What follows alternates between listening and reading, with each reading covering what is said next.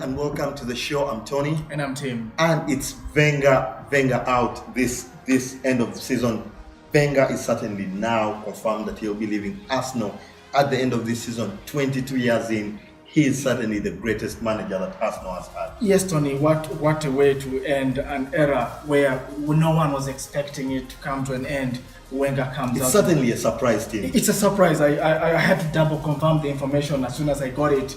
A colleague said Wenger is out. Then we saw it. It's true. He's going out. But Tony, you look at Wenger and you ask yourself, is it the right time to go? Yes or no? I don't know. What's your take on that? It's certainly difficult to say there. I've had my personal feelings of Wenger. He is a player. He's a coach that I thought should have left. At the end of that triumph in the FA Cup last season, he certainly signed a 2-year extension, which was a very, very big surprise for very many of us. And of course, now his resignation comes a very, very surprising time. They are through to the semi-final in the Europa League, with most of the Arsenal fans there thinking that probably if he wins the Europa League and gets them back into the Champions League, which they missed out last season for the first time in over 17 years. That they missed out. They would have thought that if he wins the Europa League, he probably can see out his final year. But that, of course, has not happened. And he came out today morning saying that this will be his final season. But Wenger has suddenly had a lot of success at Arsenal. Yes, Tony, that's what I was telling you. To judge Wenger on the past 5-10 years, I think it's an unfair judgment on Wenger, because this is a guy who revolutionized the Premier League. That time, 1996, 98, United was starting to dominate. Blackburn Rovers, Newcastle were the competitors of Man United, maybe, and Liverpool. But Wenger comes in and he starts to build a certain brand of football in Arsenal. And this is the football that created rivalry with Man United. So when you look at what Wenger brought to the Premier League as a whole, I think that is where the judgment should begin at. And that's why on my side, I feel saddened that we are losing a coach who had a philosophy into football. It's unfortunate around 2000, early 2000s, Chelsea gets funding and then Arsenal finds themselves leaving United. 2005. Leaving United and Chelsea to run the show of the Premier League. And I think 2004, that's when Wenger last won with the Invisibles. And from there on, Arsenal could not take off because there was a lot of money coming to the football game, especially in England. And Wenger, with his philosophy, did not think money is going to play football. But we've seen money has changed the entire ball game. That's where I think Wenger got it wrong. Of course, it was certainly an interesting tale of two halves. For me, it's 10 years for Wenger, really. He had a solid 10 years. When he came to Arsenal, 96, he left. He joined from Nagoya Grampus, joined Arsenal from that Japanese league, changed the way the players were looking at the game, changed the diet of the players. He's one of the coaches that is credited for having changed the diet and watched and monitored the diet of the players. Has certainly had a philosophy of thinking about youth players and having someone playing for the club is among those players. He had some very, very good signings when he just came in particular Thierry Henry. He's the best signing. Probably the best signing. I'm of Thierry Henry. I think he still should have given us more years of football, Tony. Of course, Thierry Henry, we saw that he left in 2007 at the height of probably Wenger's now mid-term crisis there at Arsenal. We saw how he moved. After that 2004 Invisible season, when Arsenal was absolutely scintillating, come 2006, they were in the Champions League final. Lost out to Barcelona to a harsh red card. It was suddenly a red card to Jens Lehmann there. But it was suddenly a very, very good run for Arsenal. The biggest challenge that he faced was when Arsenal moved now into the Emirates. I think that's where things got a bit hectic for Arsenal, with the club not releasing a lot of funds for players. Not that he could not, he wanted to splash a lot, but even to buy the smaller players that he might have thought were good for the club, other teams were beating him to signings.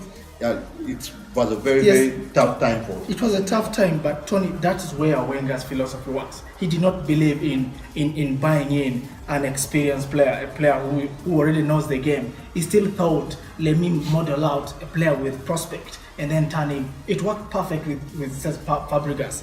But Wenger needed to have blended the style, have the youth team there. Try and adapt. Exactly, but also have the better players. I remember when he bought Lev, it was a great signing, by the way, for Arsenal. But even if they moved to a new stadium, you'd think they did not have fans, Tony.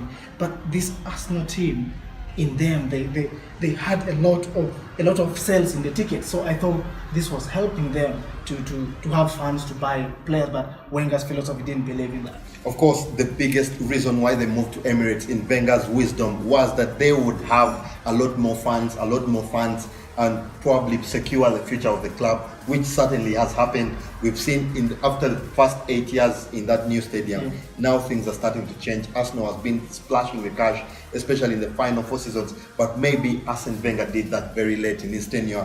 Things were not moving well. It was almost like last kicks of a dying horse. Yes, Tony. That's why, just like you said, when Arsenal won the FA Cup, everyone was like, go now. This is the best way. You need to move out to sign out.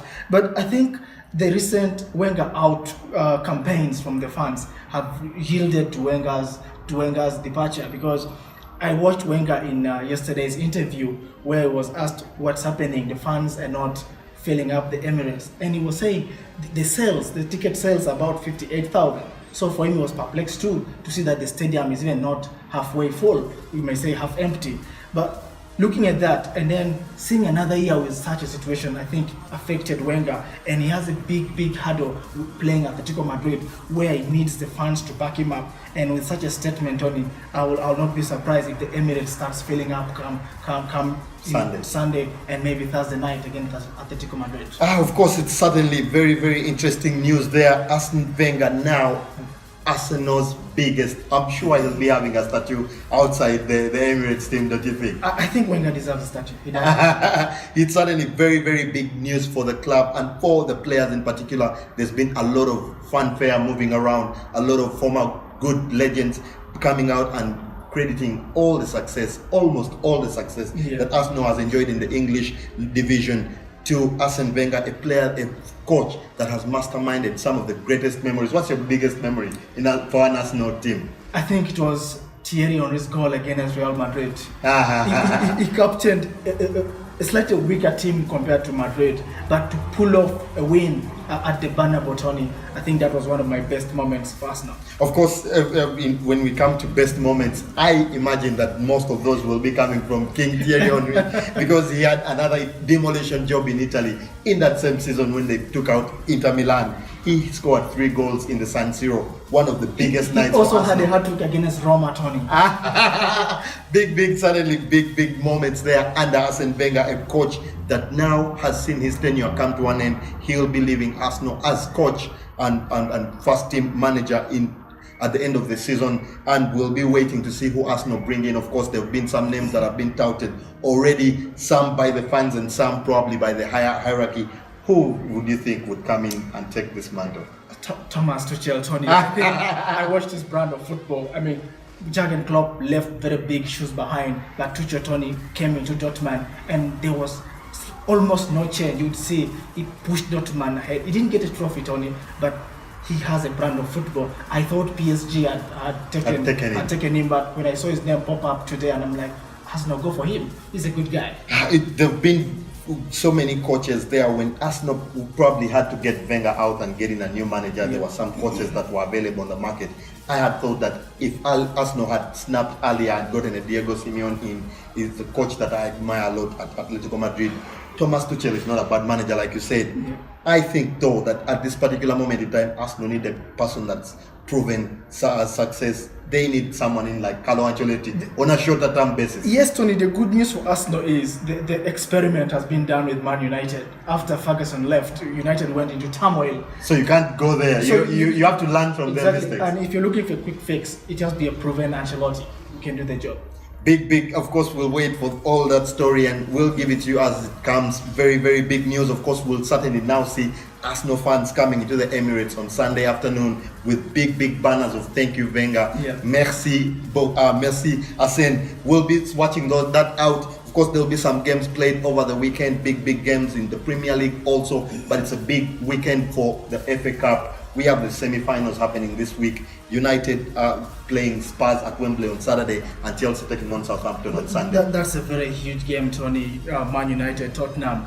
Both teams are looking at salvaging silverware from the FA Cup. We know the brand of football Tottenham has played deserves silverware. Mourinho in his second season always wins, and this could be a chance for Mourinho. It's a chance for Pochettino too. And on the other hand, Chelsea has had a bad season. They play Soton on Sunday.